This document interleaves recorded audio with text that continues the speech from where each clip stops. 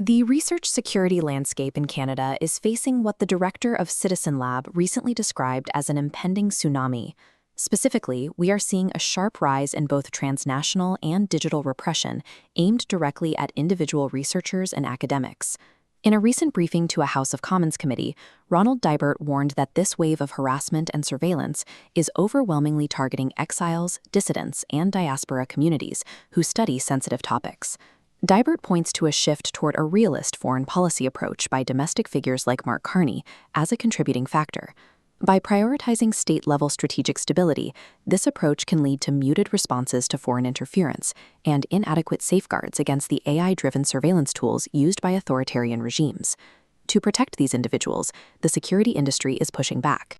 Recent guidelines from ACES Security Management emphasize that targeted researchers need robust peer networks to reduce their individual exposure, and institutions must implement clear policies to aggressively address online harm. The baseline of national research security now requires actively guaranteeing the psychological and physical safety of the people conducting the science, well before any data is even generated. Meanwhile, the threat profile is expanding beyond individual harassment into large-scale hardware vulnerabilities. The U.S. State Department recently launched the Bureau of Emerging Threats to specifically counter hostile states attempting to weaponize artificial intelligence and quantum computing. Adversaries are increasingly using scientific cover for military operations. Recent investigations suggest China's deep-sea research fleet, ostensibly conducting ocean science and seabed mining, is actually gathering intelligence and preparing for submarine warfare in militarily strategic waters. This blending of civilian technology and military strategy extends straight into the home. The U.S. Federal Communications Commission recently banned the import of all new foreign-made consumer routers, citing severe cybersecurity risks and their exploitation by state-sponsored hacking networks like Volt Typhoon.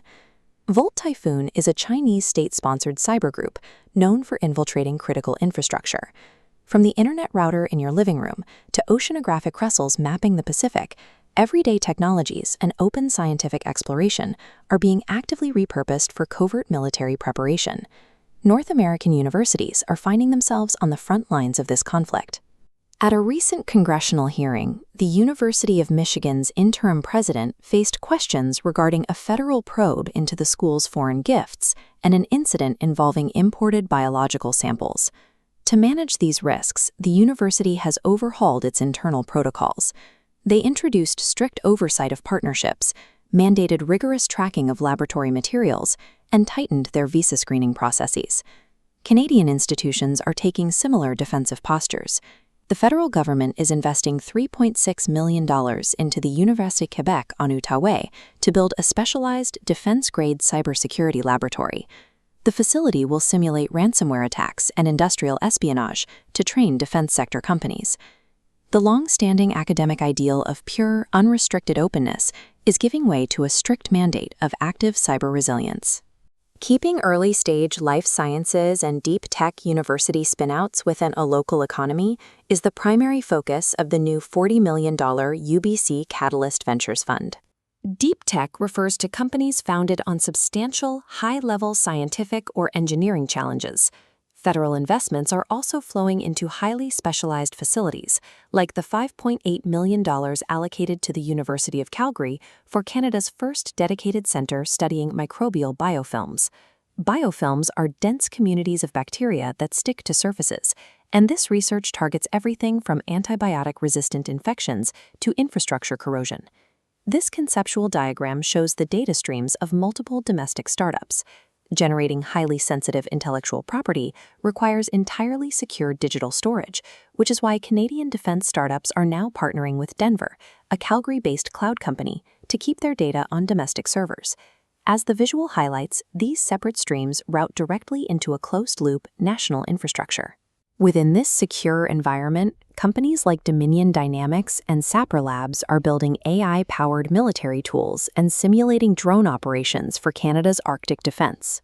Pouring millions into domestic innovation only creates a target-rich environment for adversaries, unless the underlying digital infrastructure storing those breakthroughs is strictly governed by national sovereignty.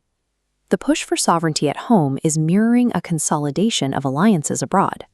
Canada and Norway recently renewed their joint commitment to accelerate scientific cooperation, specifically targeting high-stakes fields like Arctic science, quantum technologies, and artificial intelligence.